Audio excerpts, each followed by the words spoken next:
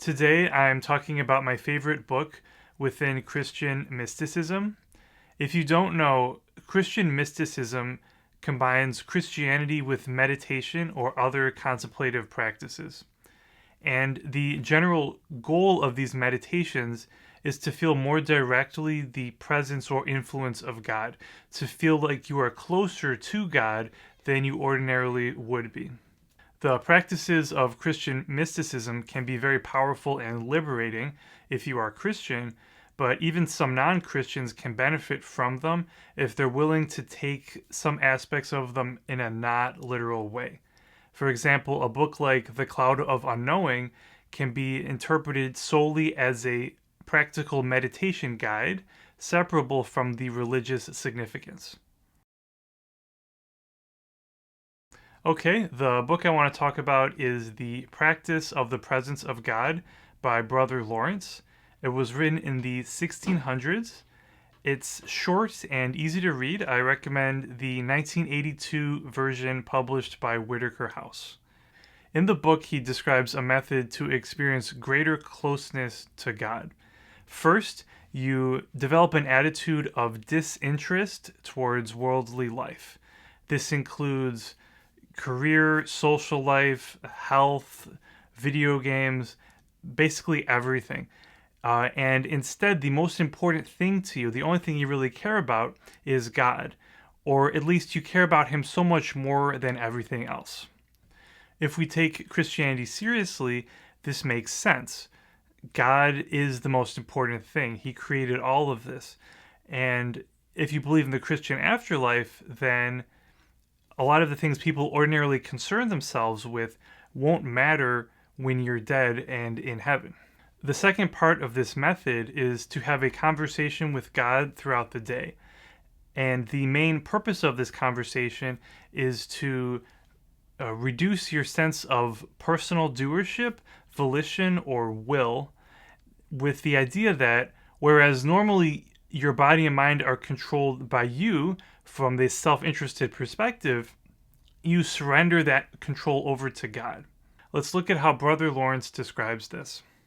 We must believe with certainty that it is both pleasing to God and good for us to sacrifice ourselves to Him. Without the complete submission of our hearts and minds to His will, He cannot work in us to make us perfect. The more we aspire to be perfect, the more dependent we are on the grace of God. We begin to need His help with every little thing and at every moment, because without it we can do nothing.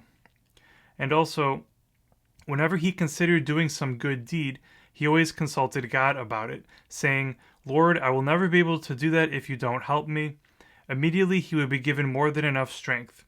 When he sinned, he confessed it to God with these words, "I can do nothing better without you. Please keep me from falling and correct the mistakes I make." After that, he did not feel guilty about the sin.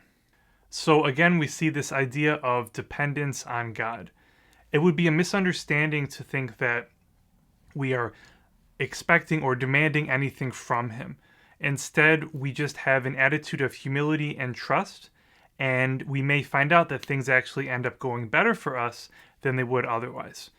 The result of this practice or meditation is that your sense of personal will, volition, doership, these are all synonyms, is reduced.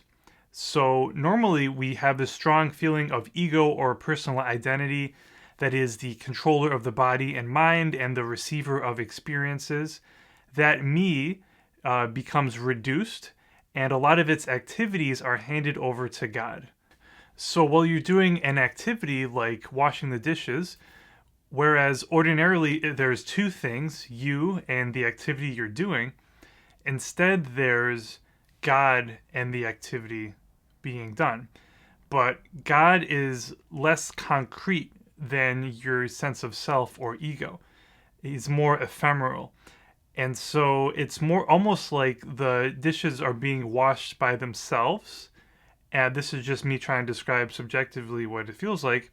It's more like the activity is happening on its own, but in addition, there's a feeling of lightness or happiness that is present. It kind of covers over your experience. There is another type of misunderstanding we need to be careful of, and that is to think that this is about self hatred, self annihilation, or realizing that the self is an illusion.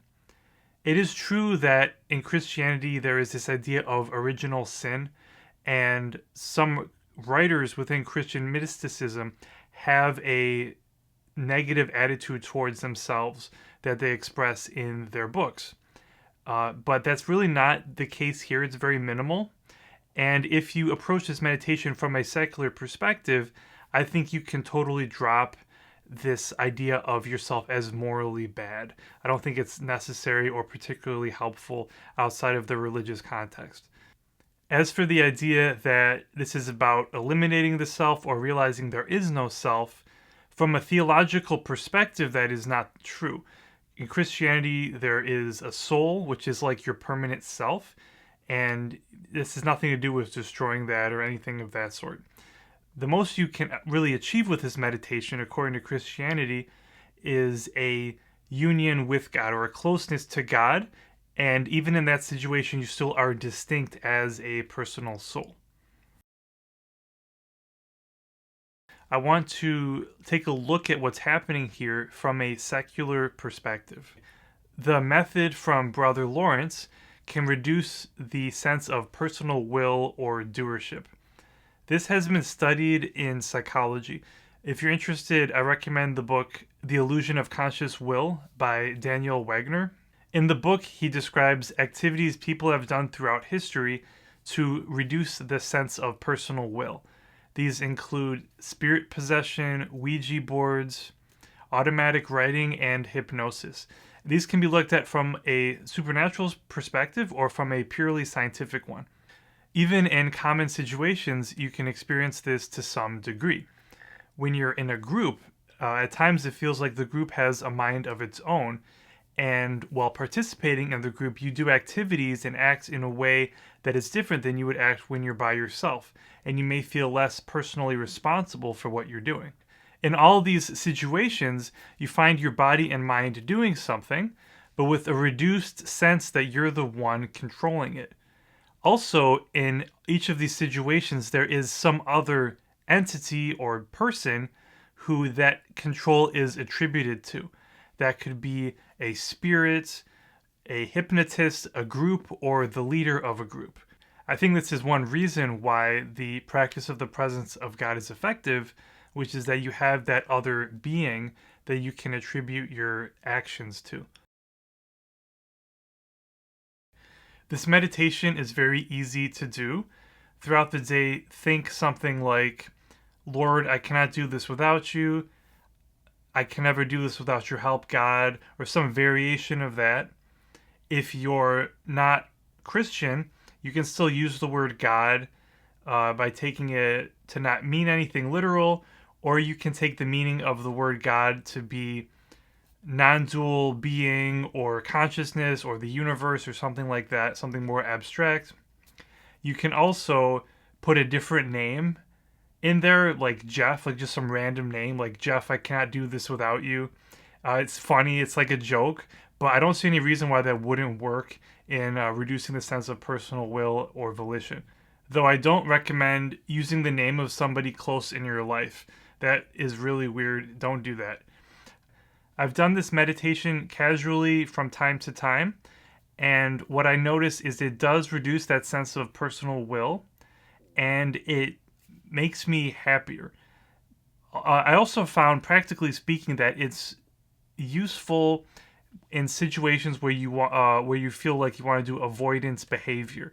So when you're thinking things like, I'm not ready to do that, I can't do this, I don't feel like doing this, if you think to yourself at that moment, God, I can't do this without you, that can help you get over that mental resistance. And so that's sort of like a practical aspect of the meditation, is to do it in situations like that.